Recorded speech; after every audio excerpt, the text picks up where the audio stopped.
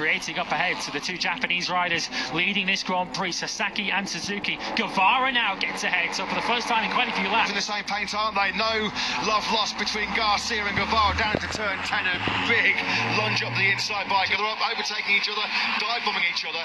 This is music to the ears of the two Japanese men at the front of this Grand Prix, because Sasaki and Suzuki... They lit up as he saw that happening up ahead of him. He's now back on the front of the podium. Later on, there's a faller somewhere down the pack who's tumbling down. But he hasn't been able to pass him. He takes that defensive line once again, thwarting any inside attack into 4. Onchu still holds third.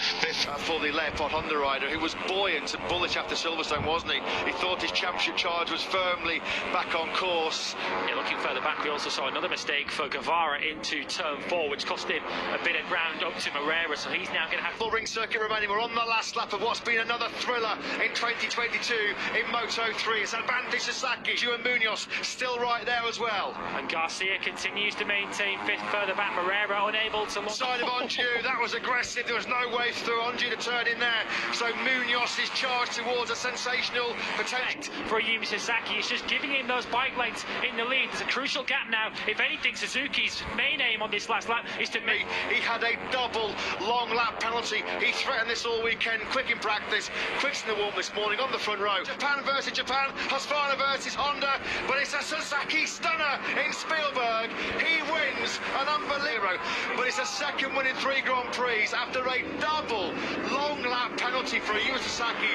Double Sasaki took it by just 0.06 of a second. Great respect there between the two Japanese riders. Munoz and 7, you can see a little bit of a gap, and it's in this part of the circuit where Chandra is able to close back in again on Ayagura. And this, in 2 weeks' time, is sure to end Augusto Fernandez's golden run in the Moto2 World Championship this year, and perhaps more Fernandez heading to that 14th round on Italy's Adriatic coast. Another lap that gets ticked off then. 3 to go here in the championship lead that's going the way right now of Ayagura. It could change, of course, if Fernandez was to make progress through on... Has really tailed off in the latter stages of this Grand Prix. He's now lapping in the mid-135s, 135.6 for him last time around. Only 8th at the moment, with Arenas running 9th, and Jorge Navarro, teammate to Canet on screen, you can see here, is currently running in 10th position. Championship lead.